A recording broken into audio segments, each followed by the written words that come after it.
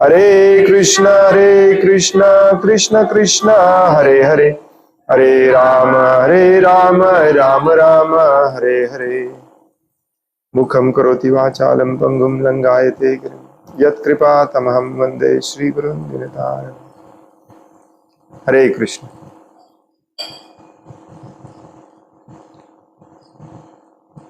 श्रीमद भगवत गीता जशी आहे तशी, भाषांतर आणि तात्पर्य कृष्ण कृपामूर्ती श्री श्रीमद AC भक्तिवेदांत स्वामी प्रभुपाद यांच्याद्वारे। आपण वाचत आहोत अध्याय दुसरा, सांख्य योग किंवा गीतेचे सार, आणि आज आपण वाचणार आहोत श्लोक नंबर 23, 24.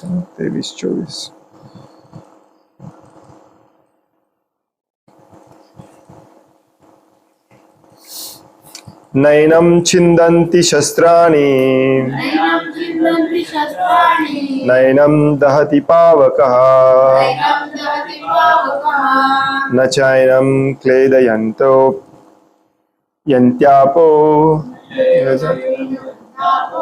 न शोषयति मारुतः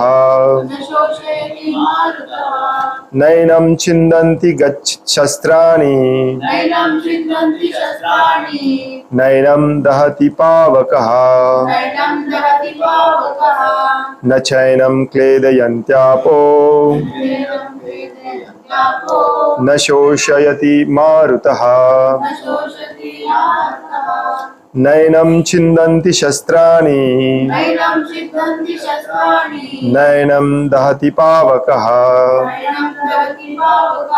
न चैनं क्लेदयन्त्यापो न शोषयति मारुतः।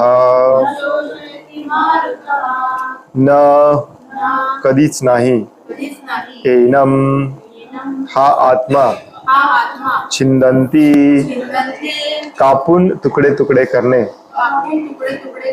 शस्त्राणी शस्त्रे, न कधीच नाही, एनं हा आत्मा, दहती जाळणे शक्य आहे, पावकः अग्नी, न कधीच नाही, च सुद्धा, एनं हा आत्मा, क्लेदयंती भिजविणे शक्य आहे, आपः पाणी, न कधीच नाही, शोषयती कोरडा किंवा शुष्क पडतो, मारुतः वारा। भाषांतर आहे, या आत्म्याचे कोणत्याही शस्त्राद्वारे तुकडे करता येत नाहीत, अग्नीद्वारे त्याला जाळता येत नाही, पाण्याद्वारे त्याला भिजविता येत नाही, तसेच वाऱ्याने त्याला सुकविताही येत नाही।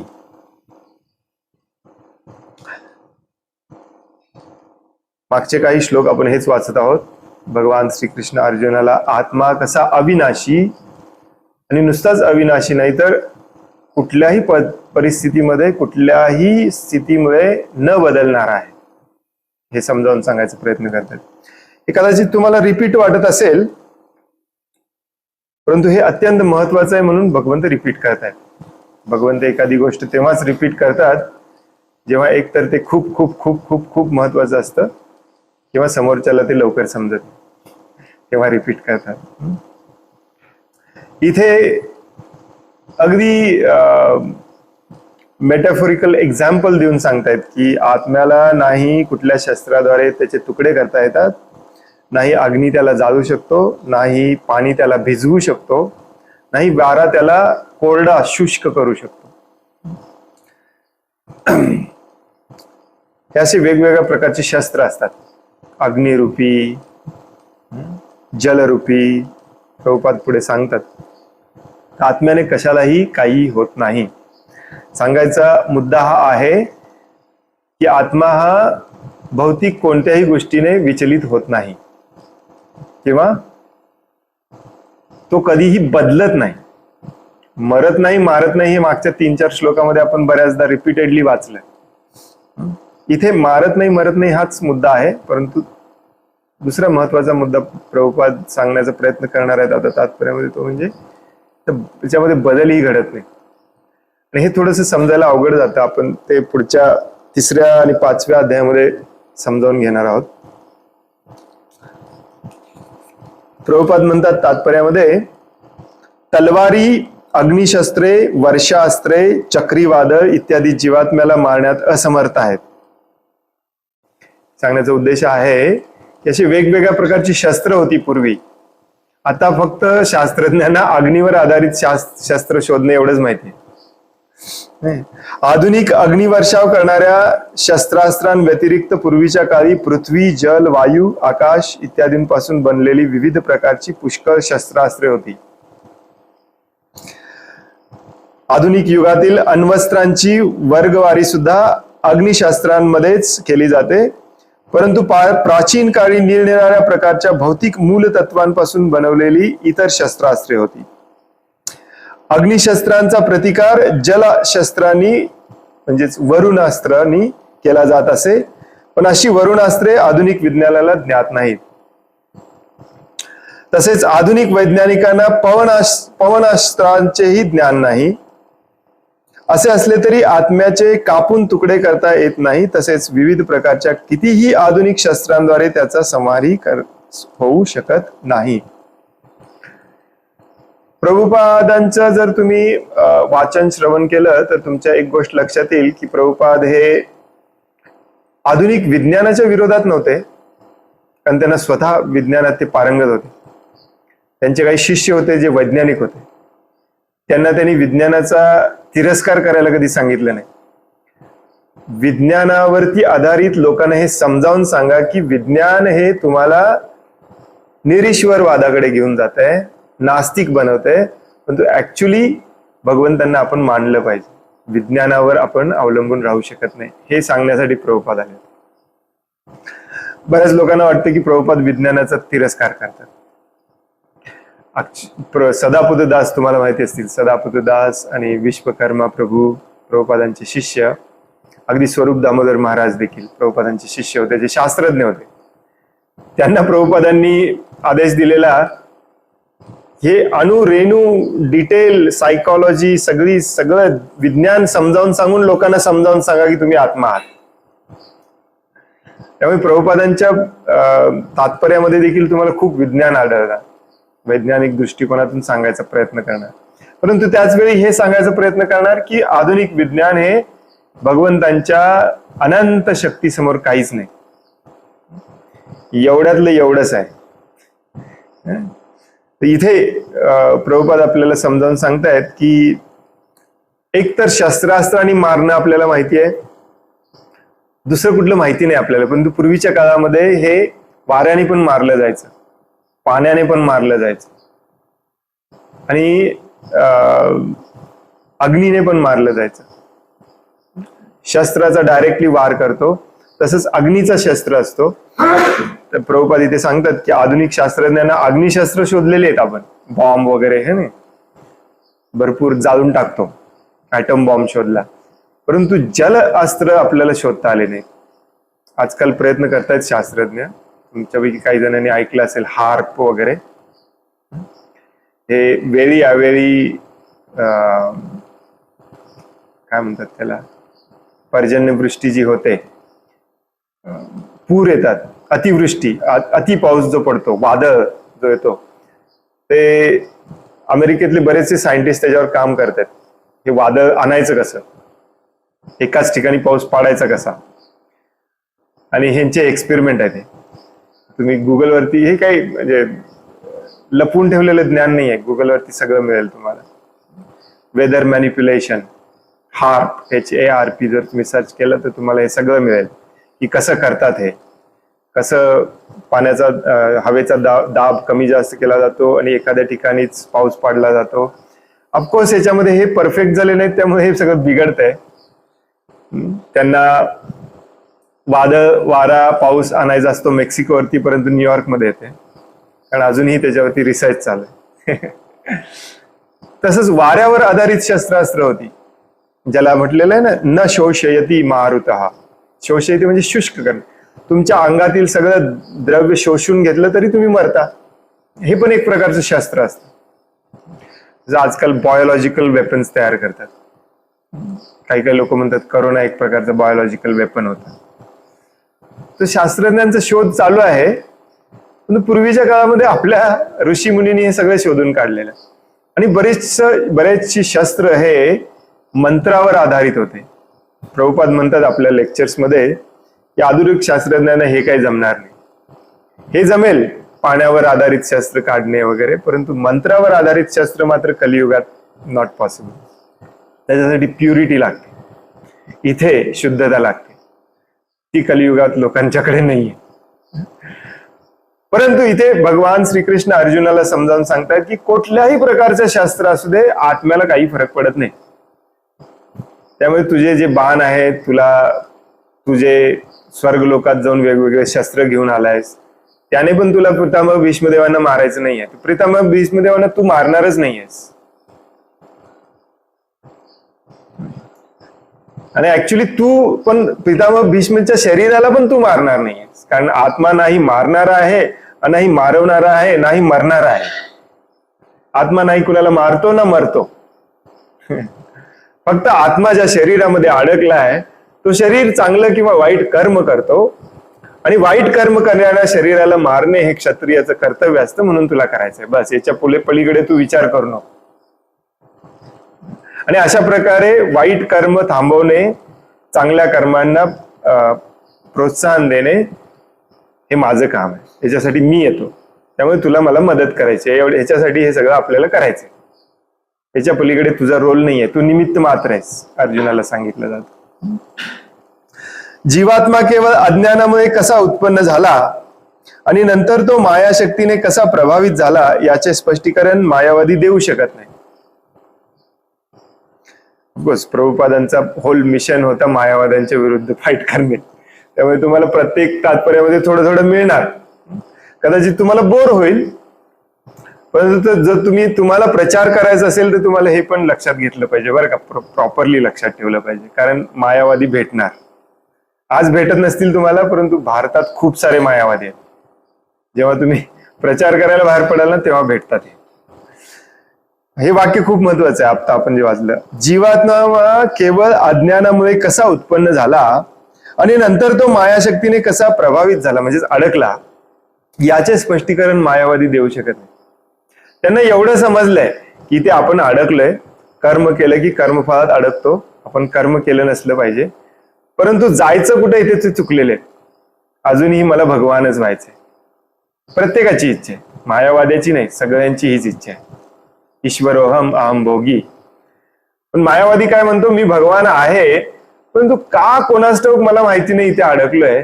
ज्या दिवशी मी शुद्ध होणार, माझी सुटका होणार, त्या दिवशी मी परत भगवान होणार. प्रभुपाद म्हणतात इथेच लॉजिक चुकतं, कारण भगवानाला समजत नाही असं कसं होईल. तुम्ही भगवान आहे, परंतु तुम्हाला माहिती नाही तुम्हाला का अडकलंय. मग भगवानची व्याख्याच बिघडली नाही. ते भगवान म्हणजे काय, सर्वशक्तिमान, सर्वज्ञानी, सर्वव्यापी. नसेल तर त्याला भगवान कसं म्हणता येईल.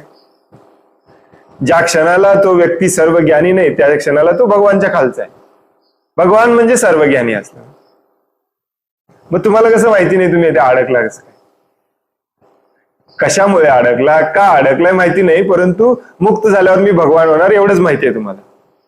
हे बेसिकली फ्लॉड लॉजिक आहे, चुकीचं लॉजिक आहे. हे एक वाक्य सांगून तुम्ही मायावाद्यांना गप्प करू शकता, चुप करू शकता. हे एक वाक्य लक्षात ठेवा प्रभुपादांचं. भगवंत कुठल्याही जगातल्या देशात जावा, अगदी जे आदिवासी लोक आहेत जे दगडाला पूजतात किंवा एखाद्या झाडाला पूजतात, ते देखील तुम्हाला सांगतील का पूजताय, हा सर्वशक्तिमान आहे. जो कोणी देव आहे, भगवान आपण मानतो, तो सर्वशक्तिमान असलाच पाहिजे. त्याच्या पलीकडे कोणी शक्तिमान नसला पाहिजे. तो सर्वज्ञानी असलाच पाहिजे, त्याला सगळं ज्ञान असलं पाहिजे, तो सर्वव्यापी असलाच पाहिजे. मग हे म्हणणं चुकीचं आहे. मी भगवान होतो, परत चुकून का माहिती नाही मला, परंतु अडकलोय, परंतु एक दिवस मी परत भगवान होणार आहे, ह्याला काय अर्थ नाही. तुम्हाला माहिती असलं पाहिजे. ज्या अर्थी तुम्हाला माहिती नाही त्या अर्थी तुम्ही सर्वज्ञानी नाही. ज्या अर्थी तुम्ही याच्यातून क्विकली बाहेर पडू शकत नाही, धडपडताय, त्या अर्थी तुम्ही सर्वशक्तिमान नाही. त्याचाच अर्थ तुम्ही कधी भगवान होऊ शकत नाही. भगवद्गीता याच्यासाठी आहे की भगवान एकच आहे, त्याला शरण जायचं, ही इच्छा सोडली पाहिजे. मग तुम्ही निरेश्वरवादी असो, मायावादी असो, नास्तिकवादी असो, सगळे भगवान व्हायच्याच मागे लागलेले आहेत. ही इच्छा आपल्याला सोडायची. मायावादी त्यातल्या त्यात काय करतात, खूप छानपणे तर्क वितर्क करून समजावून सांगतात माझं तत्वज्ञान बरोबर कसं आहे. त्यामुळे त्यांच्याशी वाद घालायचं थोडंसं अवघड असतं. पण प्रभुपादांचा आश्रय घेतला त्यांच्याशी वाद घालायला पण तुम्हाला सोपं जाईल, इझी जाईल. त्यामुळे हे जरी बोर होत असलं तरी वाचायचं आपण प्रभुपादांचे मायावाद्यांच्या विरुद्धचं स्पष्टीकरण. जीवात्मा केवळ अज्ञानामुळे कसा उत्पन्न झाला. मायावादी लोक म्हणतात अज्ञानामुळे मी इथे येऊन अडकलोय, पण कसं काय त्यांना सांगता येत. नंतर तो मायाशक्तीने कसा प्रभावित झाला याचे स्पष्टीकरण मायावादी देऊ शकत नाही. व्यक्तिगत जीवात्म्याचे मूळ परमात्म्यापासून तुकडे करून त्यांना अलग करणे शक्य नाही. खरे तर व्यक्तिगत जीवात्मे हे परमात्म्यापासून नित्यच वेगळे असलेले अंश आहेत. हे सगळं थोडंसं कॉन्ट्राडिक्टरी स्टेटमेंट आहे. अंश पण आहे परंतु त्यांनी वेगळे केलेलं नाहीये, कायमचेच अंश आहे. कारण भगवंत तसं म्हणतात, मांशो जीवलोके जीवभूत सनातन, कायम. हे कधी वेगळे झाले माहिती नाही, शोधून काढताच येत नाही. अनादि, त्याला आदी नाही, परंतु अंश आहे. पण मायावादी काय म्हणतात, आपण त्यांच्यापासून वेगळे झालोय, त्यांच्यात परत जायचंय आपल्याला, परत जायचं नाही. हे वेगळं पण कायमच टिकवायचंय, सनातन. हे भगवंत दुसऱ्याच अध्यायामध्ये सांगतात, असा एकही काळ नव्हता जिथे तू नव्हता, मी नव्हतो, हे सगळे नव्हते. आणि असा एकही काळ असणार नाही जिथे तू नसणार आहेस, मी नसणार आहेत, हे नसणार आहे. त्यामुळे इथे पण मायावाद्यांचं फेल होतं सगळं. आपण भगवंतांशी एकरूप कधी होणारच नाही, भगवंतांमध्ये विलीन कधी होणारच नाही, भगवद्गीतेमध्ये स्पष्ट सांगितलेलं आहे. जीवात्मे हे सनातन अनुरूप अंश असल्यामुळे ते मायाशक्तीने प्रभावित होणे साहजिकच आहे. अनुरूप हा शब्द महत्वाचा आहे. मायावाद्यांना हे सांगता येत नाही की तुम्ही भगवान आहे तरी पण इथे अडकला कसं काय, परंतु भक्ताला हे सांगता आलं पाहिजे. कसं काय, मी भगवंतांचा अंश आहे, भगवंतांची सेवा करणे हेच अंशाचं पूर्णाची सेवा करणे म्हणून माझं कर्तव्य होतं. परंतु मी अनुरूप असल्यामुळे माझ्यात भगवंतांचे सगळे गुण असले तरी ते सूक्ष्म प्रमाणात होते, त्यामुळे मी मायेने आकर्षित झालो, प्रलोभित झालो. हे सिंपल आहे, रोजच्या जीवनामधून पण आपल्याला समजावून सांगता येतं.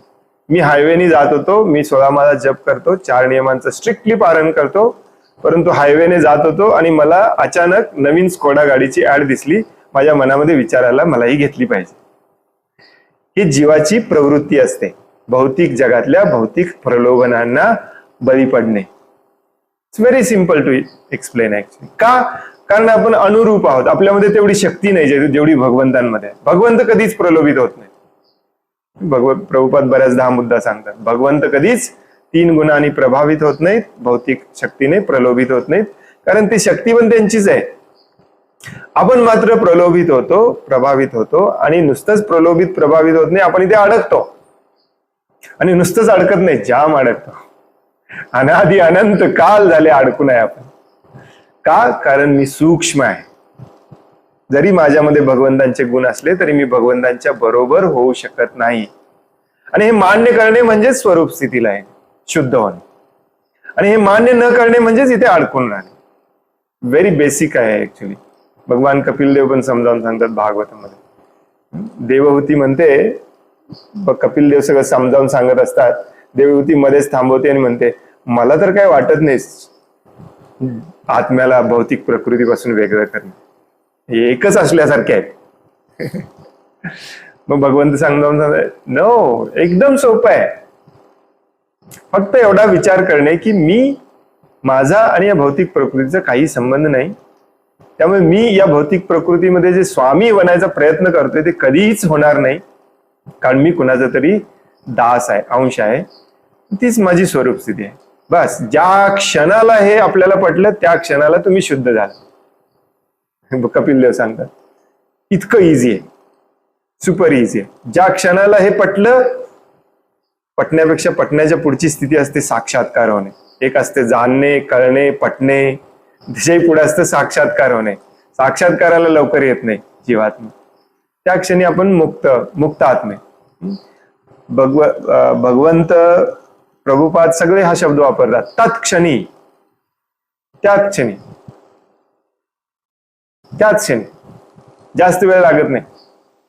आपल्याला बऱ्याचदा भीती घालवली जाते किंवा भीती वाटते, भक्ती खूप अवघड आहे, भक्ती मार्ग खूप अवघड आहे, भयानक कठीण आहे प्रभूजी. नो, सगळ्यात सोपी आहे. या जगामध्ये जगणं सगळ्यात कठीण काम आहे. उलट आहे ऍक्च्युली. कारण इथे एखादा लहान मुलगा जरी शिवी देऊन गेला तरी दिवसभर चिंता, भय, शोक चालू होत. हे सोपं का हे भगवंतांना शरण जाऊन मुक्त आनंदी होणे सोपं? आपण कन्फ्युज झालोय कारण आपण प्रलोभित झालोय. एवढं सोपं आहे. ज्याप्रमाणे अग्नीच्या ठिणग्या, प्रभुपाद इथे उदाहरण देऊन सांगतात, गुणात्मक दृष्ट्या अग्नीप्रमाणेच असल्या तरी त्या अग्नीपासून अलग झाल्यावर विझतात, त्याप्रमाणे जीवात्मेही भगवंतांच्या सानिध्यातून विभक्त होतात. ऍक्च्युली अग्नीची जी ठिणगी असते त्याच्यामध्ये अग्नीचे सगळे गुण असतात. 100%, 100%. प्रभुपादांचा शब्द फेमस, 100%. त्या अग्नीमध्ये पुन्हा ज्वाला निर्माण करायची शक्ती असते, परंतु ती पडते जमिनीवरती आणि फुस करून विझते. तसं आपण भगवंतांचे अंशच आहोत, परंतु आपण भौतिक जगामध्ये काय झालेलं आहे, अडकलेलं आहे, म्हणजे फुस झालेलं आहे. मायावादी लोक मूर्ख आहेत. ते म्हणतात की आपण भगवंतांच्या समान होऊ शकतो. नाही होऊ शकत. तसं झालं असतं तर मग आपण इथे येऊन फुस झालोच नसतो ना, कायमचे स्ट्रॉंग राहिलो असतो.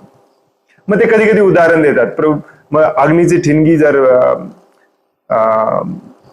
पूर्ण वाळलेल्या पालापाचोळ्यावर पडली तर ती मोठी अग्नी निर्माण करते. परंतु जी मोठी अग्नी असते ती देखील भगवंतांनी इतकी पॉवरफुल राहत नाही, ती देखील एक दिवस विझते.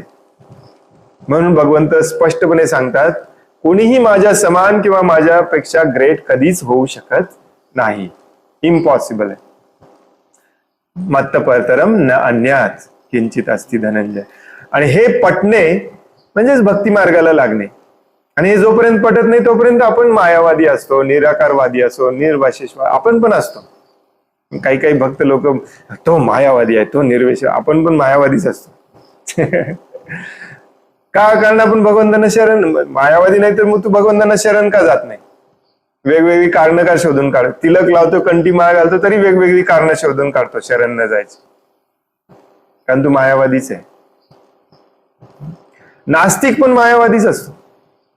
प्रभुपाद एवढे का मायावाद्यांच्या विरोधात होते? निर्विशेषवाद सगळे मायावादी असतात. मी बऱ्याचदा उदाहरण देतो की हिरण्यकशिपू हा नास्तिक नव्हता. बऱ्याच जणांना वाटतं हिरण्यकशिपू नास्तिक होता. हिरण्यकशिपू नास्तिक नव्हता, तो मायावादी होता, निर्विशेषवादी होता.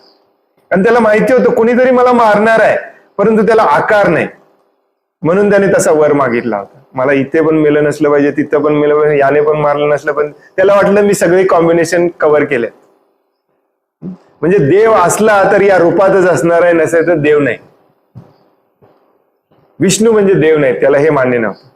म्हणजेच काय, तो निर्विशेषवादी होता. तो देवाला घाबरत होता, परंतु देवाला आकार आहे ह्याच्यावर त्याचा विश्वास नव्हता. सगळे मायावादी असतात, सगळे निर्विशेषवादी असतात. जे अगदी काय म्हणतात ते हॅपी थॉट्स वगैरे तुम्ही ऐकलं असेल, पण तुमच्यावरही कोणी गेलं हॅपी थॉट्सला वगैरे. Happy thoughts, what is happy thoughts? It's nothing but मायावाद. सगळ्यांवर प्रेम करा, प्रेमळ राहावा, लव्ह इज एव्हरीथिंग. लव कळलंय कोणाला इथे? हे सगळं भगवंतांचं आहे हे मान्य केलं नाही, तो प्रेम करणार कसा? त्याच्या मनात स्वार्थ हा असणारच. म्हणून प्रभुपादांची ही चळवळ मायावाद, निर्विशेषवाद्यांच्या विरुद्ध होती. निर्विशेष शून्यवादी पाश्चात्य देश तारिणी. त्यामुळे हे समजायला खूप सोपं आहे. प्रभुपादांचे तात्पर्य जर आपण सिरियसली वाचले तर समजायला खूप सोपं आहे. किती सिंपल गोष्ट शब्दांमध्ये सांगतात बघा प्रभुपाद. तुम्ही अग्नीची ठिणगी आहे, अग्नी बनायचा प्रयत्न करू नका. बस अनंत जन्म या ब्रह्मांडामध्ये जेवढे अणुरेणू आहेत त्याच्यापेक्षा जास्त जन्म घालवलेत आपण अग्नी बनायचा प्रयत्न करण्यात. आता मनुष्याच्या जन्मात हे मान्य करा, मी अग्नी होऊ शकत नाही. ज्या अग्नीपासून मी ठिणगी म्हणून आलोय त्या अग्नीत पुन्हा जाऊन त्याची सेवा करणे, त्याचा दास होणे ही माझी स्वरूप स्थिती आहे. मी त्याच्या समान कधीच होऊ शकत नाही. हे समजणे म्हणजेच भक्ती आहे. हे समजणे म्हणजेच भगवद्गीता आहे. आणि त्याची पहिली स्टेज असते, मी शरीर नाही, मी आत्मा आहे. शरीर जोपर्यंत मी स्वतःला समजत राहणार तोपर्यंत हे करत राहणार, माझी आसक्ती टिकून राहणार. हे का अजून पुढच्या श्लोकामध्ये तेच सांगितलंय, त्याच्या पुढच्या श्लोकामध्ये तेच सांगितलंय, त्याच्या पुढच्या श्लोकामध्ये तेच सांगितलंय. तुम्हाला हे सगळं रिपीट झाल्यासारखं वाटणार आहे. पुढच्या श्लोकात भगवंत सांगतात, आत्मा हा अविद्राव्य व न तुटणारा आहे. त्याला सुकवणे जाणेही शक्य नाही. नेहमी टिकणारा, सर्वव्यापी, अपरिवर्तनीय, निश्चल, नित्य आहे. त्याच्या पुढच्या श्लोकात सांगितलंय अदृश्य आहे, कल्पनातीत आहे, अपरिवर्तनीय आहे. त्याच्या पुढच्या श्लोकात सांगितलंय आत्मा हा नित्य जन्मतो,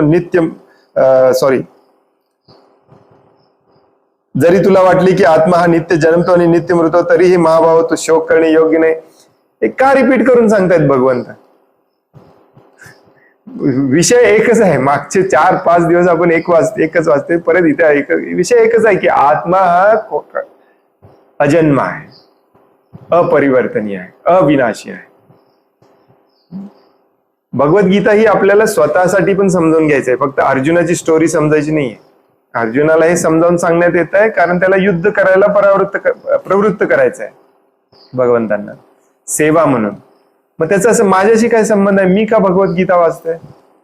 माझी पण ती सेम स्थिती आहे. मी स्वतःला शरीर समजून बसलोय, माझ्या मुलाला श्रेष्ठ समजून बसलोय, माझ्या बापाला श्रेष्ठ समजून बसलोय, मुलगा बाप याचा शोक करत बसलोय, याच्यासाठीच आकांक्षा करत बसलोय.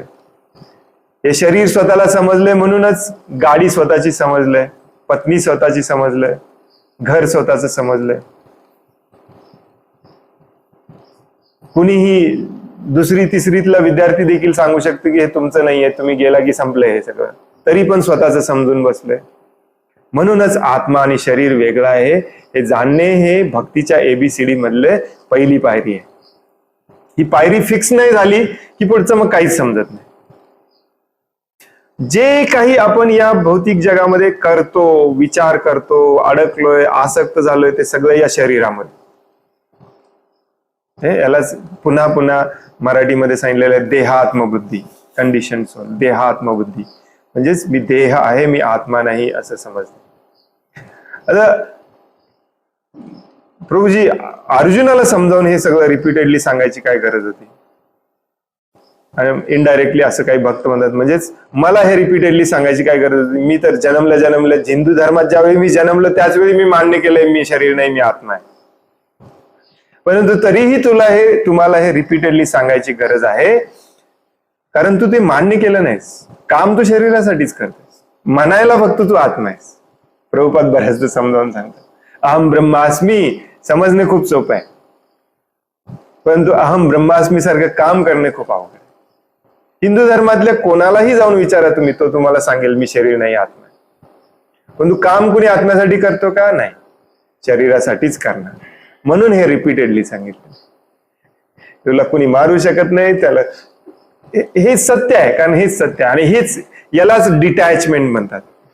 जे आपल्याला संपूर्ण भगवद्गीता वाचून शिकायचं आहे, एकच गोष्ट शिकायची आहे, अनासक्ती. भगवद्गीतेचा उद्देश आहे अनासक्ती शिकवणे, वैराग्य शिकवणे, विरक्ती शिकवणे. दुसरा कुठलाही उद्देश नाही. भगवद्गीतेत तुम्हाला कुठलंही ज्ञान मिळणार नाही. बिझनेस मॉडेल, टाइम मॅनेजमेंट, काही नाही आहे भगवद्गीतेमध्ये. भगवद्गीतेमध्ये एकच शिकवलंय, या भौतिक जगामध्ये अनासक्ती कशी निर्माण करायची, आपण अनासक्त कसं व्हायचं जेणेकरून तुम्ही इथून सुटाल. अडकलाय तुम्ही, एकच ज्ञान दिलेलं आहे. मग त्याच्यासाठी हे रिपीटेडली सांगावं लागतं. आणि हे इथंच संपलेलं नाही आहे. 13व्या अध्यायात परत एकदा सांगितलं जाणार आहे तुम्ही आत्मा आहे. म्हणून अर्जुन बऱ्याचदा डोक्याला हात लावतो, कशाला सांगा, असं पण सांगता, असं पण सांगता. समजायला खूप सोपं आहे, परंतु त्याच वेळी आपल्याला अवघड वाटतं कारण आपली आसक्ती तेवढी स्ट्रॉंग आहे, सुपर स्ट्रॉंग आहे. मी आणि माझं ज्या दिवशी हा खोटा अहंकार निर्माण झाला, मिथ्या अहंकार, फॉल्स इगो, त्या दिवशीपासून खरा इगो काय असतो आपण विसरलो, पूर्णपणे विसरलो. कुणी समजावून सांगितलं तरी लवकर डोक्यात शिरत नाही. एवढं स्ट्रॉंग ब्रेन वॉशिंग झालं. आपल्याला प्रभुपादांवरती पाश्चात्य देशातल्या लोकांनी ऍक्च्युली आरोप केला, तुम्ही आला इथे आणि आमच्या लहान मुलांवरती ब्रेन वॉश करायला लागले. प्रभुपादांनी उत्तर काय दिलं माहिती? आजकाल आपल्याला असं म्हटलं तर नाही नाही आम्ही करत नाही म्हणतो. प्रभुपादांनी उत्तर काय दिलं त्यावेळी? येस, मी ब्रेन वॉश करायला चाललोय. कारण तुमच्या ब्रेन मध्ये खूप सगळा कचरा भरलेला आहे, ते वॉश कोण करणार? करायला चाललं. कोण ब्रेन वॉश करत नाही? सगळे ब्रेन वॉश करतात. रस्त्यावरून जाताना त्याची म्हटलं ना मी, ऍडव्हर्टाइजमेंट तुम्हाला दिसते मोठीच्या मोठी होर्डिंग,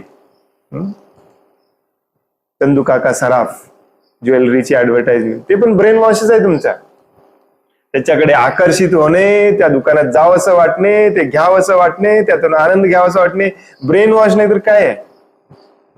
हे पण असू दे ना ब्रेन वॉश, हे चांगलं ब्रेन वॉश आहे, त्याच्यापेक्षा हे चांगलं ब्रेन वॉश आहे, कारण ते न टिकणार आहे, हे कायमचं टिकणार आहे. म्हणून हे पुन्हा पुन्हा घासलं जाते. आत्मा आत्मा आत्मा आत्मा आत्मा. आत्मा हा अविनाशी आहे.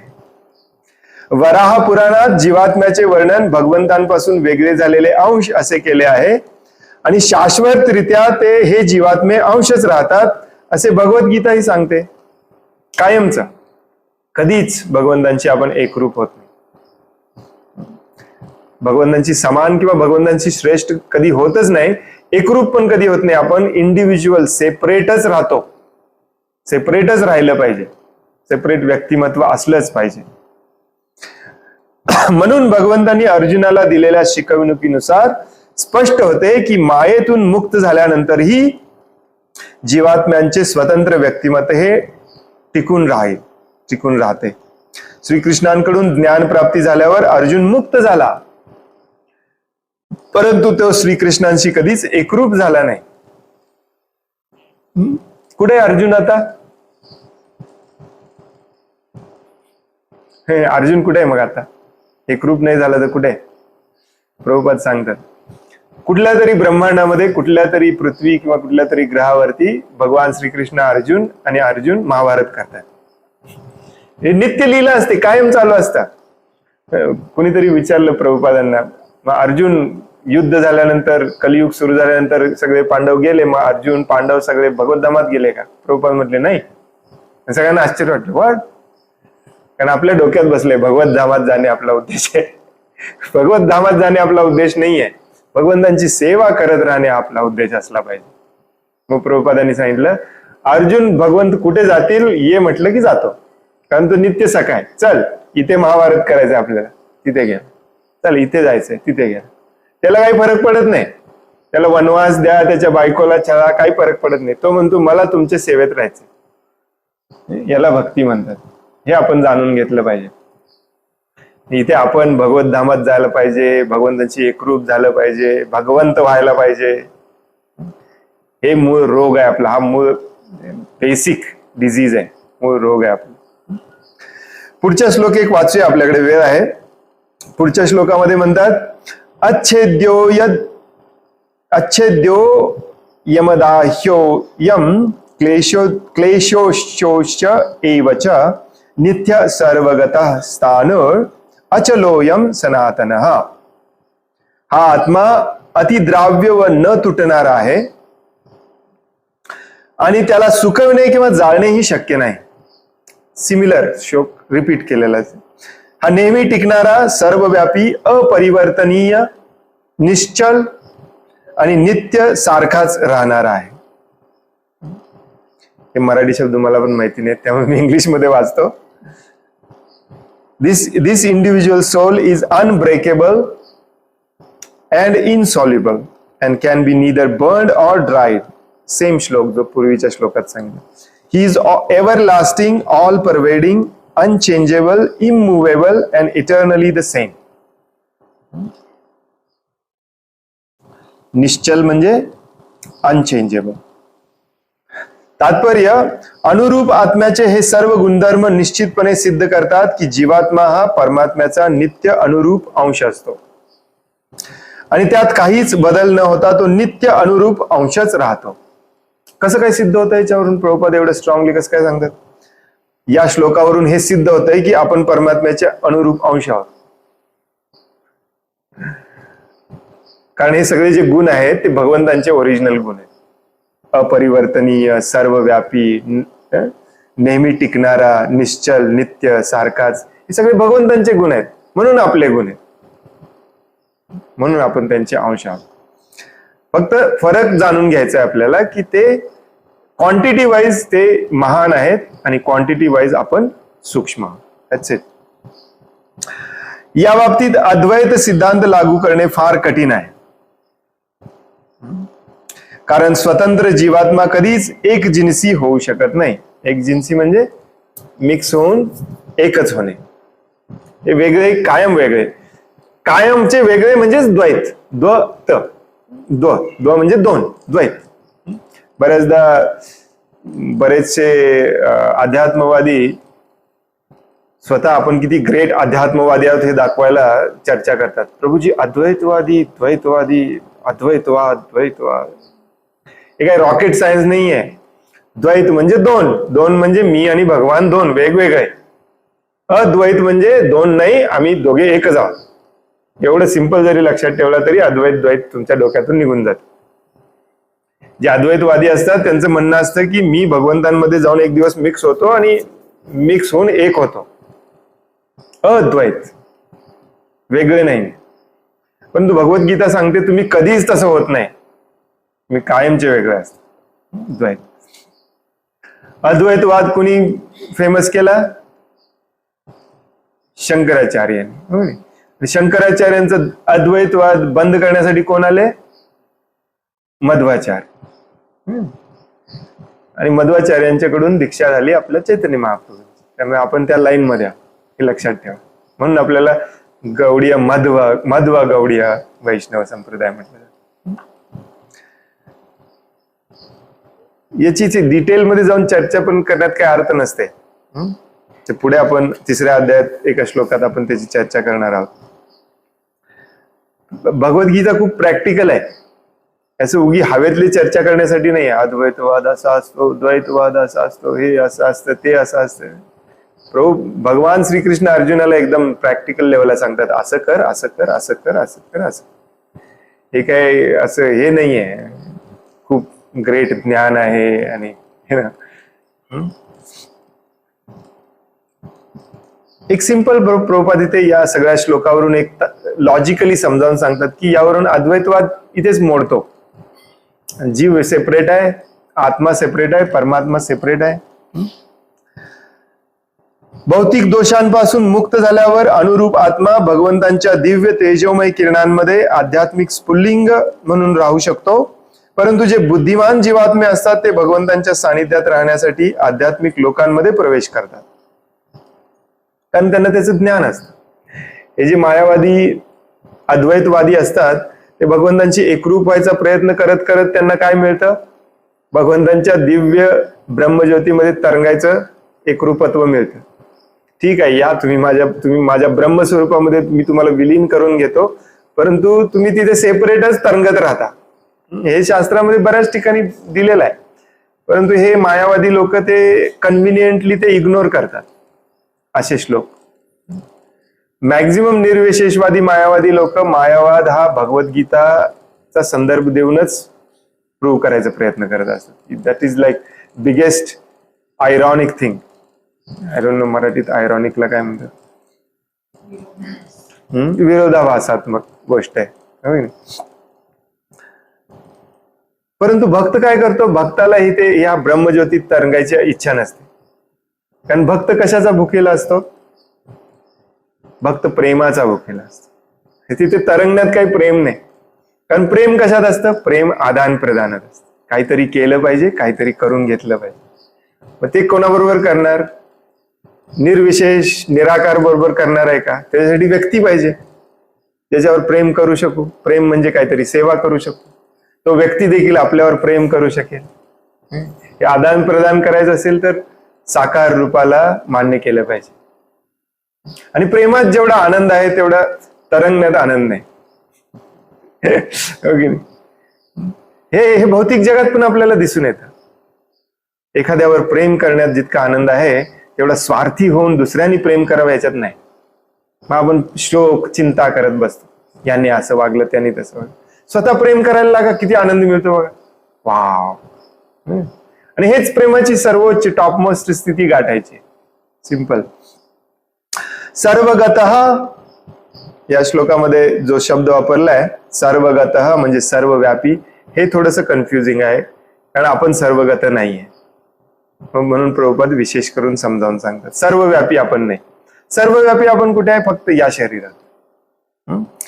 हा शब्द महत्वपूर्ण आहे कारण भगवंतांच्या संपूर्ण सृष्टीमध्ये जीवात्मे आहेत. या दृष्टिकोनातून पण हा शब्द इथे वापरलेला आहे की जीवात्मे सगळीकडे पसरलेले आहेत. हे विशेष करून प्रभुपाद का समजावून सांगतायत? कारण निर्विशेषवादी लोक असे श्लोक पकडतात, हा बघा सर्वव्यापी, मी पण सर्वव्यापी आहे. नाही, ही गोष्ट निसंशय आहे.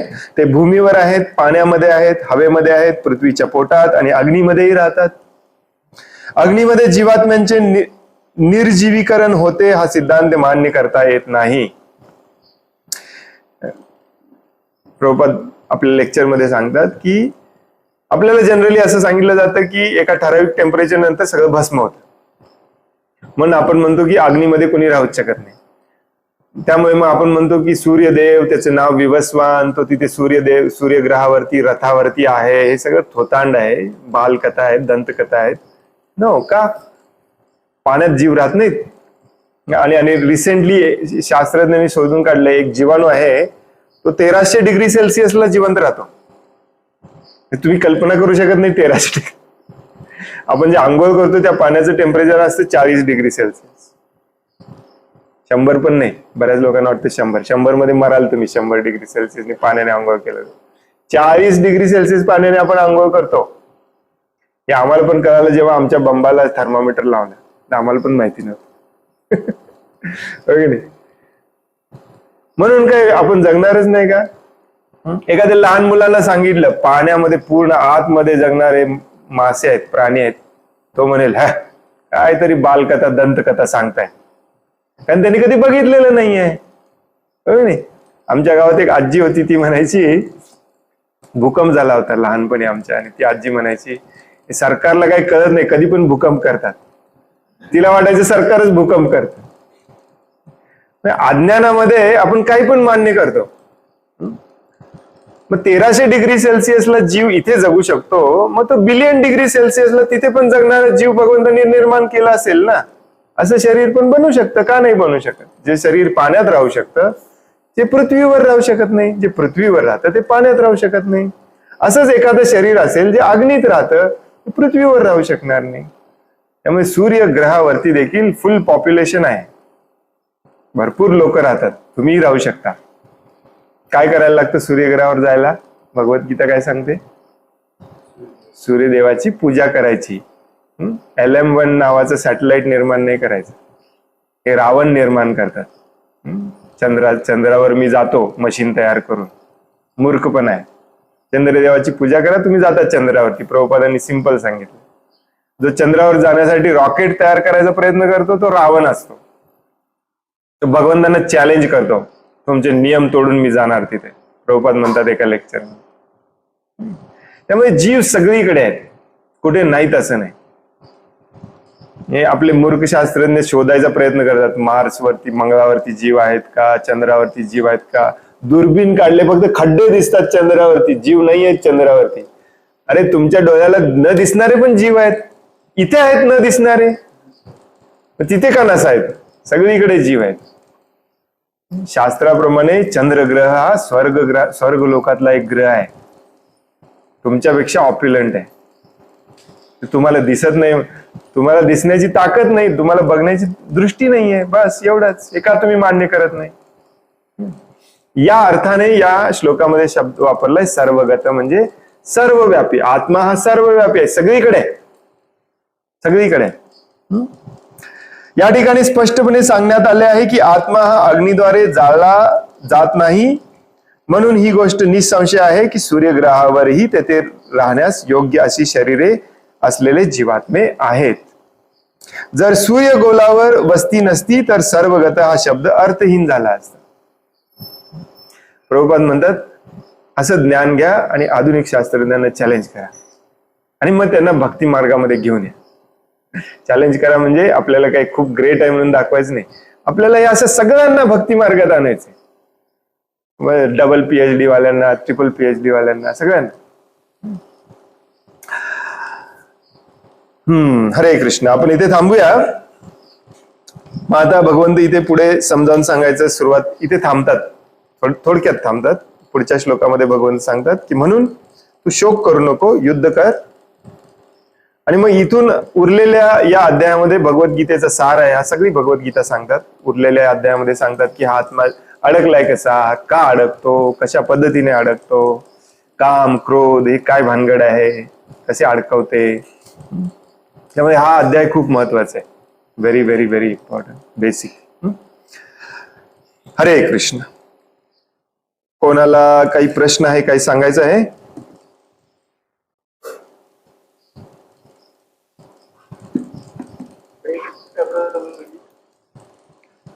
हरे कृष्णा. दंडोत प्रणाम. प्रभूजी, श्लोक नंबर 8.5 मध्ये अंत्यकालीचं नामेव स्मरण मुक्ता कलेवरम, याच्यामध्ये सांगितलेलं आहे की अंतकाळी केवळ माझे स्मरण करे जो आपला देह त्याग करतो तो तात्काळ माझ्या प्रकृतीची प्राप्ती करतो, यात मुळीच संशय नाही. तर याच्यावरती जरा सांगा ना. थोडं कन्फ्युज म्हणजे असं की आता आपण अंतकाळी जेव्हा आपल्याला स्मरण होईल त्याप्रमाणे आपल्याला शरीर मिळतं. मग समजा आपण अंतकाळी समजा भगवंताचं स्मरण आलं तर आपल्याला भगवंताची प्रकृती का मिळत नाही? आपण समजा हे कॉन्ट्रडिक्शन वाटतं थोडं, याच्यावरती थोडं बोला.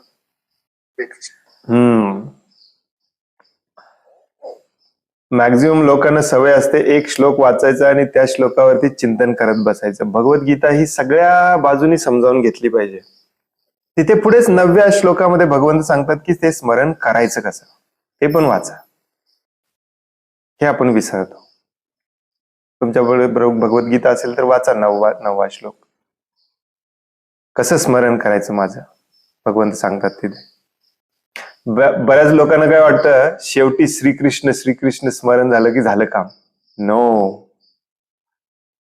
तुम्ही मान्यच केलं नाही ते माझ्यापेक्षा ग्रेट आहेत असं स्मरण केलं पाहिजे की ते भगवान आहेत, मी सेवक आहे. हे याला म्हणतात स्मरण करणे. आपल्याला आजामिलची स्टोरी सांगितली जाते. त्यांनी नारायण म्हटलं, गेला भगवत धामात. मग प्रभूजी कशाला हे सगळं करायची गरज आहे? शेवटी नारायण मी पण म्हणतो ना. नारायण म्हणजे कोण? काढला भगवद्गीता काय सांगितलं 9व्या श्लोकामध्ये? माझं कसं स्मरण केलं पाहिजे? मी वाचतो तुमच्यासाठी. मनुष्याने परमपुरुषाचे सर्वज्ञ, पुरातन, नियंता, अणुपेक्षाही सूक्ष्म, सर्व गोष्टींचे पालन करता, सर्व भौतिक कल्पनांच्या अतीत, अचिंत्य, नित्य पुरुष या रूपांमध्ये ध्यान केले पाहिजे. करतो आपण या रूपांमध्ये? कारण याचा अर्थच आपल्याला नकोय. कारण जेव्हा आपण म्हणतो सर्व ज्ञानी, त्याचा अर्थ होतो की मी ज्ञानी नाही, ते आपल्याला मान्य नाही. तेव्हा आपण भगवंतांचं स्मरण करतो, ध्यान करतो, सर्वश्रेष्ठ नियंता परमेश्वर, याचा अर्थ मी नियंता होऊ शकत नाही. मी कशाला मग नियंत्रक व्हायचा प्रयत्न करतोय? माझ्या शरीरावर पण नियंत्रण नाही, परंतु मी याला कंट्रोल करायचा प्रयत्न करतोय, त्याला कंट्रोल करायचा प्रयत्न करतोय. भगवंतांचं स्मरण कसं केलं पाहिजे? ते नियंत्रक आहेत, ते सर्वज्ञानी आहेत, ते पुरातन आहेत, ते अणुपेक्षाही सूक्ष्म आहेत. म्हणजे माझ्या कणाकणामध्ये ते आहेत. ते सर्वांचे पालन करतायत. मला ऑक्सिजन ते देतात, मला चपाती ते देतात. असं ध्यान केलं पाहिजे. असं कोण करतं ध्यान? नाही, आपल्याला फक्त कृष्ण म्हटल्यावर भगवत धामात जायची इच्छा आहे, पण बाकीचे सगळे घाण काम करत राहणार मी आयुष्यभर. That is not allowed. Yes, भगवंतांचं स्मरण झालं पाहिजे, हे क्षणोक्षणी झालं पाहिजे, मृत्यूच्या शेवटीच नाही. जो क्षणोक्षणी करत नाही तो मृत्यूच्या शेवटी करूच शकत नाही. आलं का लक्षात? जो 10वीचा अभ्यास करत नाही तो 10वीच्या बोर्डाच्या परीक्षेत पास कसा होणार? बोर्डाच्या परीक्षेत पास व्हायला अभ्यास करावा लागतो. म्हणून आजपासून त्यांचं स्मरण तसं करायचंय, असं करायचंय भगवंतांचं स्मरण. भगवंत सर्वव्यापी आहेत, भगवंत परमपुरुष आहेत. पहिल्याच शब्दात सांगितलंय मनुष्याने परमपुरुषाचे परमपुरुष आहेत. म्हणजे मी पुरुष या शब्दाचा अर्थ असतो भोगता, भोग घेणारा. भगवंत भोग घेणार आहेत, मी भोग घेणार, परम भोग घेणारे तेच आहेत. मी कसा काय भोग घेतोय इथे, असं चिंतन केलं पाहिजे. करतोय आपण असं चिंतन? म्हणून आपल्याला हे कॉन्ट्राडिक्टरी वाटतं. कॉन्ट्राडिक्टरी वाटतं आपल्याला. एखादा दारुडा मांस खाणारा पण शेवटी मग कृष्ण म्हणून भगवत धामात जाईल. हे काय लूप होल आहे का प्रभूजी? काहीतरी लूप होल? नो. चिंतन म्हणजे, स्मरण म्हणजे काय? मान्य केलं पाहिजे भगवान भगवान आहेत, त्याला म्हणतात स्मरण चिंतन. आपण मान्यच करत नाही, आपण घाबरून फक्त हरे कृष्ण म्हणतो. भगवंतांना तुमची भीती नको आहे. भगवद्गीता समजावून याच्यासाठी पूर्ण घेतली पाहिजे. ऍक्च्युली भगवद्गीतेमध्ये 11व्या अध्यायात भगवंत भीती पण घालणार आहे. अर्जुन घाबरतो, ओ माय गॉड बंद करा म्हणतो. का? कारण आपण सध्या भीत पण नाही. पहिल्यांदा भ्यायला पण शिका. पण तेच सगळे करता करत आहेत. मग आदर करायला शिका, मग प्रेम करायला शिका. प्रेम स्ट्रॉंग असतं. प्रेम करायला शिकला की मग आपलं स्मरण जात नाही. भिणाऱ्या माणसाला आपण एखाद्या वेळेस टाळू शकतो. आपल्या घरात पण बघा, वडिलांना आपण घाबरून काही गोष्टी करतो, पण वडील नसताना मग टाळाटाळ करतो. त्यामुळे भीती चुकीची आहे. आदर पण चुकीचा असतो. एखाद्या व्यक्तीचा आपण आदर जरी करत असलो तरी एखाद्या स्वार्थासाठी आपण अनादर करू शकतो. परंतु प्रेमात कधी चूक होत नाही. आणि भगवंतांना प्रेम हवं असतं. प्रेम म्हणजे सदैव चिंतन. ज्या व्यक्तीवर आपण प्रेम करतो, एक क्षण गेला नसला पाहिजे त्याचं स्मरण केल्याशिवाय. आणि त्याचं स्मरण म्हणजेच त्याला काय पाहिजे, त्याला काय आवडतं, त्याला कसं, त्याच्यासाठी मी काय करू, हे याला म्हणतात स्मरण. याला म्हणत नाही स्मरण माझं माझ्या पत्नीवर प्रेम आहे, पत्नी पत्नी पत्नी पत्नी पत्नी पत्नी. नो. मी पत्नीसाठी काय करू, तिला मी कसं सुखी ठेवू, तिला मी कसं संतुष्ट करू, याला म्हणतात स्मरण. आणि दुर्दैवाने आपण हे समजावून घेत नाही. कारण आपण सध्या फक्त आपल्याला भौतिक काहीतरी पाहिजे, ते पण भगवंतांचं नाव घेऊन पाहिजे. मॅक्झिमम लोक भगवंतांना ऑर्डर सप्लायर म्हणून समजतात. आणि मग आपल्याला हे पण पटलेलं असतं की जन्म मृत्यूच्या चक्रात आपण अडकलोय आणि इथून बाहेर पडायचं असेल तर अंतकाळी भगवंतांचं नाव घ्यायला पाहिजे. मग आपल्याला हे वाटायला लागतंय तर काहीतरी सोपं काम आहे. सोपं नाहीये. आणि हे आताच्या ह्या अध्यायामध्ये आपण हे शिकणार आहोत. ऍक्च्युली मला वाटतं श्लोक नंबर 62 आणि 63 दुसऱ्या अध्यायात सांगतात की हे का सोपं नाहीये. ध्यायतो विषयान पुंसा संगस्ते उपजायते. जेव्हा तुम्ही भगवंतांचं स्मरण चिंतन रोज करत नाही, तेव्हा कोणाचं चिंतन करता? तुमच्या मुलाचं करता, पत्नीचं करता, मर्सिडीजचं करता, बिझनेसचं करता. आणि मग ती आसक्ती एवढी स्ट्रॉंग होत जाते की तुमची बुद्धी नष्ट होते. मग तुम्ही काय भगवंतांचं स्मरण करणार आहे? तुम्ही मर्सिडीजचं स्मरण करणार. हे लॉजिक आहे त्याच्या मागचं. कारण भगवंत तुम्हाला फक्त मंदिरात पटलेत. सकाळ संध्याकाळ प्रभूजी मी मंदिरला जातो, डोकं टेकवून येतो, एवढेच भगवंत पटलेत तुम्हाला. त्याच्या पलीकडे भगवंत पटले नाहीत, जे ह्या 9व्या श्लोकात सांगितलंय. मी नियंता आहे, मी अणुपेक्षा सूक्ष्म आहे, मी अचिंत्य आहे, मी सगळं आहे, मी हे आहे. हे कधी पटलं? हे पटलेलंच नाहीये तुम्हाला. नसेल तर तुम्ही असं रोज वागलाच नसता. हे पटलं पाहिजे आणि असा ध्यान केला पाहिजे. मग कॉन्ट्राडिक्शन राहत नाही या श्लोकामध्ये. हे लक्षात ठेवा. आणि हे समजत नाही, मान्य आहे प्रभूजी. अणुपेक्षा सूक्ष्म आता विचार कसा करायचा, अचिंत्य विचार कसं करायचा. म्हणूनच पुढच्या 8, 9 हे 8वा अध्याय ना, या 9व्या अध्यायात 10व्यात भगवंत उदाहरण देऊन सांगतात. पाण्याचं टेस्ट मी आहे, विचार कर. पाणी पितोस ना, विचार कर. पाण्याचा टेस्ट मी आहे, मातीचा गंध मी आहे, सूर्याचा प्रकाश मी आहे. क्षणोक्षणी भगवंतांचं स्मरण झालं पाहिजे. हे तुम्हाला सगळं समजावून सांगण्यासाठी आहे भगवद्गीता. पुरुषांमध्ये श्रेष्ठ मी आहे, प्राण्यांमध्ये श्रेष्ठ मी आहे, पर्वतांमध्ये श्रेष्ठ मी आहे, खोटं बोलणाऱ्यांमध्ये श्रेष्ठ मी आहे, फसवणाऱ्यांमध्ये पण श्रेष्ठ मीच आहे. असं स्मरण केलं पाहिजे भगवंत. मग कॉन्ट्राडिक्शन राहत नाही. आता का कॉन्ट्राडिक्शन राहते? आपल्यासाठी भगवंत फक्त मूर्ती आहेत आणि काहीतरी जीवनात प्रॉब्लेम आलेला आहे, ते प्रॉब्लेम सोडवणारे आहेत, एवढेच आहेत आपल्यासाठी सध्या भगवंत. हिंदू लोकांना भगवंत एवढंच पाहिजे असतो, त्याच्या पलीकडे हिंदू लोकांना भगवंत नको असतो. हा प्रॉब्लेम आहे आपल्या हिंदू लोकांचा, आणि म्हणूनच आपण शरण जात नाही. तर ते तुम्ही सिरियसली वाचा, श्लोक नंबर 9 आणि अध्याय नंबर 9, 10 दोन्ही. मग तुम्हाला कळेल भगवंतांचं स्मरण कसं करायचं, त्याची प्रॅक्टिस कशी करायची, प्रॅक्टिसच का करायची, डायरेक्टली शेवटच्या क्षणी का करू शकत नाही, हे पटलं पाहिजे आपल्याला. हरे कृष्ण. हरे कृष्ण प्रभुजी, दंडवत प्रणाम प्रभुजी. हरे कृष्ण, दंडवत प्रणाम प्रभुजी. सूर्यदेव विवस्वांना करोडो वर्षापूर्वी भगवंतांनी भगवद्गीता सांगितली होती, आणि आता तर पटतंय की त्याच्यावर असतील जीव पण, कारण का त्यांनी एकट्याला सांगितली नसेल, त्याच्या मागे भरपूर प्रजा असणार त्यांच्या मागे, म्हणून सांगितली असेल असं एक तर्क लावला. आणि दुसरी गोष्ट, सूर्य आणि चंद्र भगवंताचं नेत्र पण आहे असं पण सांगितलंय भागवतांमध्ये. हे थोडस याला भगवंतांचं विराट स्वरूप म्हणतात. भगवंतांचे अनंत स्वरूप आहेत, त्यातलं एक भगवंतांचं स्वरूप आहे, त्याला विश्वरूप म्हटलं जातं. विराट स्वरूप किंवा विश्वरूप. त्या विश्वरूपामध्ये हे सूर्यचंद्र भगवंतांचे नेत्र आहेत. सत्यलोक ब्रह्मलोक भगवंतांचे मस्तक आहेत. जनलोक महरलोक भगवंतांची छाती आहेत. पृथ्वीलोक मृत्यूलोक भगवंतांचे उदर कटिबंध आहेत. याला विश्वरूप म्हटलं जातं. हे भगवंतांचे वेगवेगळे रूप आहेत, त्यात काही न समजण्यासारखं काही नाही. जसं भगवंत दामोदर स्वरूपात आहे, तसंच भगवंत विश्व स्वरूपात आहे. ही झाडं भगवंतांची केस आहेत, नद्या भगवंतांचे रक्तवाहिन्या आहेत, सगळं भगवंतांचं. भगवंत कुठलंही रूप घेऊ शकतात. हे विश्वरूप आपल्याला विशेष करून सांगितलं जातं, कारण आपण सध्या नास्तिक आहोत. निदान विश्वरूप ज्याच्यामुळे आपण पालन पोषण आपलं होतंय, त्याची तरी पूजा करायला सुरुवात करा.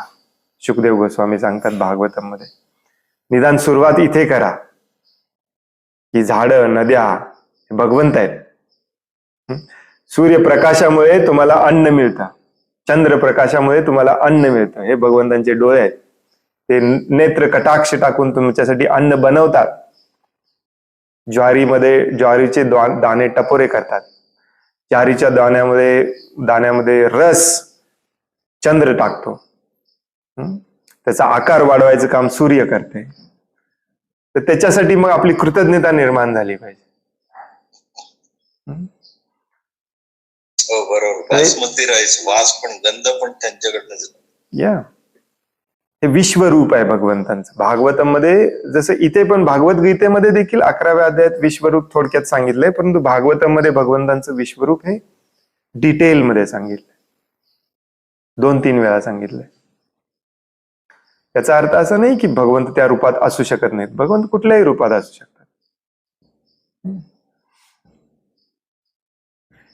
हरे कृष्ण.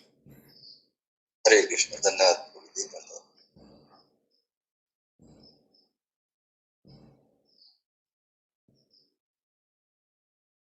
तुम्ही मगाशी सुरुवात केली बोलायला की भगवंत भगवद्गीतेत सांगतात की भगवद्गीता मी लाखो वर्षापूर्वी सूर्यदेवाला सांगितली. याच्यावरून पटतंय की सूर्यग्रहावरती लोक असू शकतील.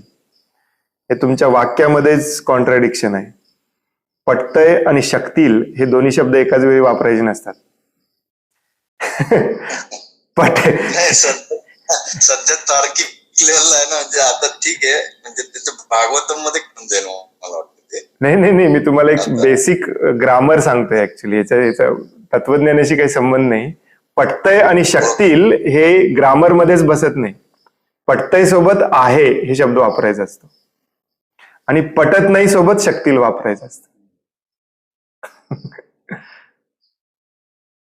हरे कृष्ण. आणखीन कुणाला काही प्रश्न आहे, काही सांगायचंय?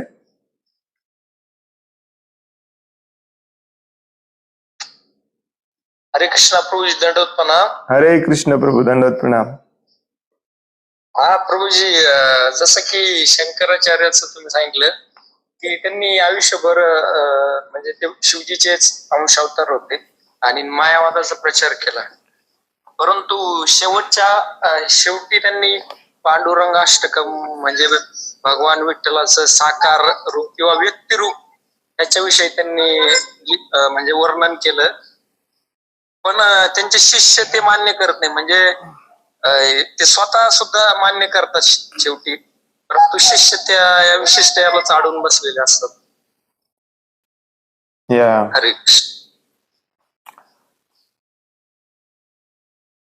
जे निर्विशेषवादी असतात, मायावादी ज्यांना आपण म्हणतो, काही म्हणू शकता, निर्विशेषवादी, निराकारवादी, मायावादी, शून्यवादी, या सगळ्यांचा फेवरेट विषय असतो तो म्हणजे तर्कवितर्क करणे.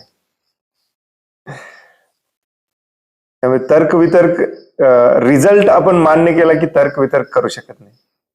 त्यामुळे तर्कवितर्कात खूप आनंद घेतात, खूप आनंद, म्हणूनच त्यांना ज्ञानी म्हटलं जातं. बऱ्याचदा आपण कन्फ्युज होतो की ह्यांना का ज्ञानी म्हटलं जातं. ज्ञानी तर ज्ञानी माणूस तर भगवंतांना शरण गेला पाहिजे.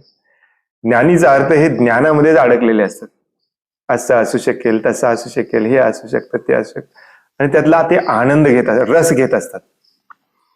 आणि त्या रस घेण्याच्या प्रोसेसमध्ये रिझल्ट जो त्यांच्या गुरुने सांगितलं तिथपर्यंत ते जात नाही. म्हणून शंकराचार्यांचे सगळे जे अनुयायी आहेत ते इथेच अडकलेले असतात, ते तर्क वितर्कामध्ये अडकलेले असतात. शंकराचार्य हे भगवंतांचे अवतार होते, त्यामुळे ते अडकले नाहीत, परंतु ते एका उद्देशाने आले होते. त्यांचा उद्देश त्यांनी केला आणि ते गेले.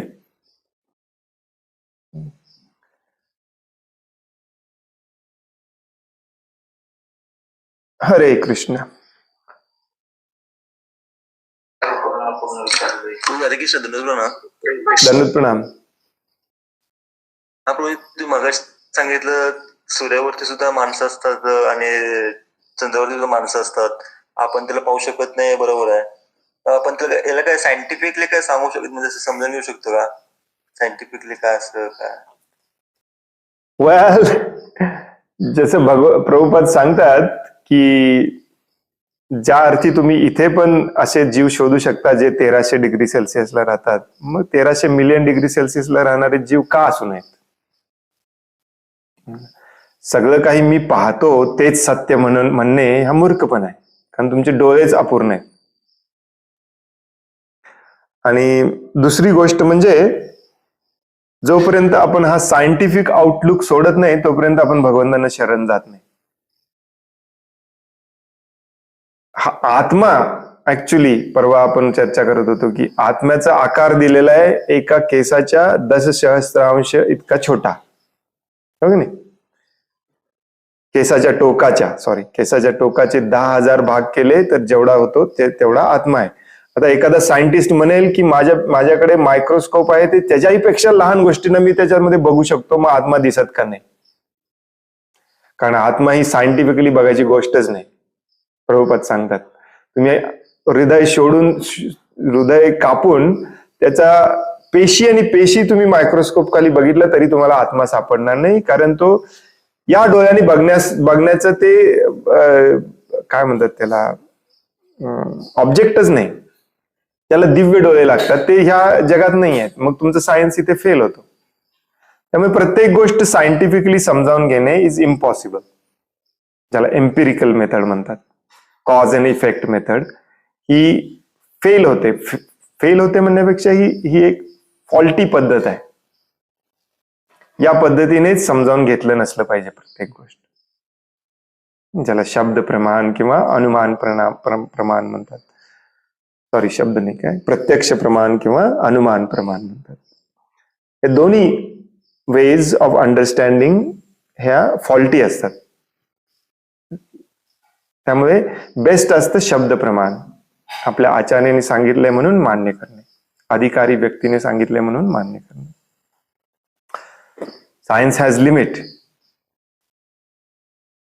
हे लक्षात ठेवणे. It's very interesting actually.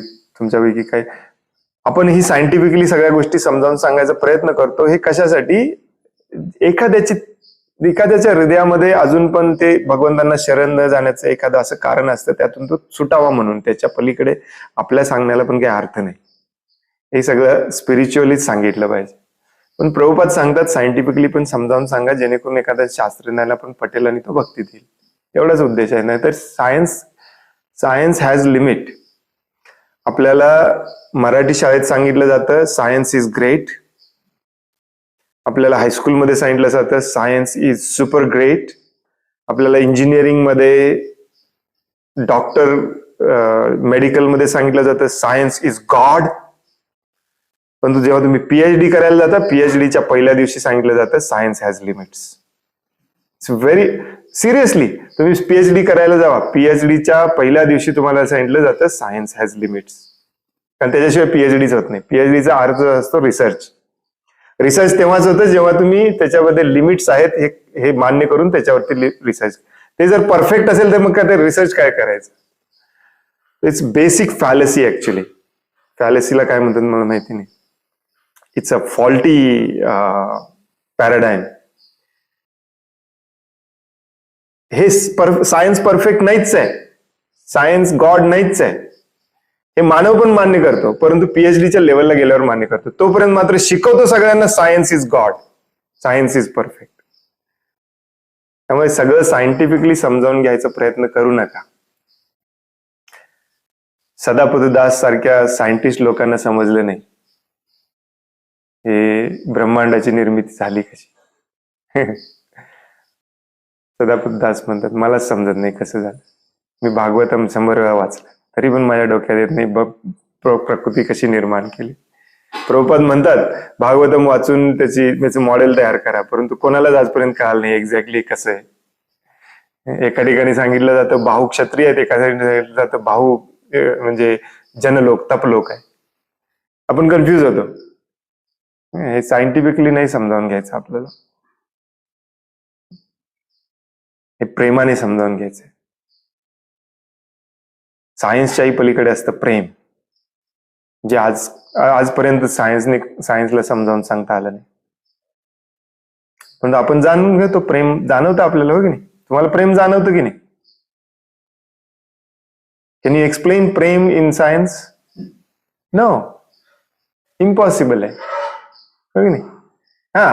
असं म्हणू शकता तुम्ही टेम्परेचर वाढलं, हातावरती रोमांच उभे राहिले वगैरे वगैरे. It's Prem is beyond that. कारण टेम्परेचर कशाने पण वाढतं, नुसतं प्रेमानेच नाही वाढत. तसंच भगवंतांना आपण सायन्सने समजावून घेऊ शकत नाही. हे थोडीशी आपली माइंडसेट चेंज करायचा आपण. हरे कृष्ण. धन्यवाद प्रभूजी.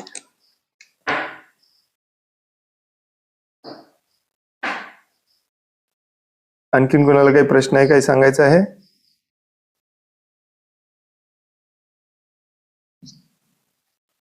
हरे कृष्ण प्रभूजी, दंडवत प्रणाम. हरे कृष्ण, दंडवत प्रणाम. हरे कृष्ण प्रभूजी. यस प्रभूजी, दंडवत प्रणाम.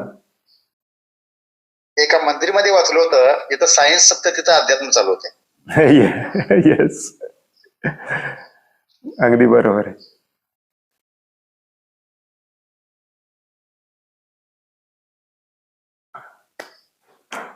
हरे कृष्ण. खूप खूप धन्यवाद. वांछा कल्पतरुभयश्च कृपा सिंधुभ्य एव च पतितानां पावनेभ्यो वैष्णवेभ्यो नमो नमः. अनंत कोटि वैष्णव वृंद की जय. वैष्णव ठाकुर शिल प्रभुपाद की. भगवत गीता जशी आहे तशी की जय. हरे कृष्ण, दंडवत प्रणाम.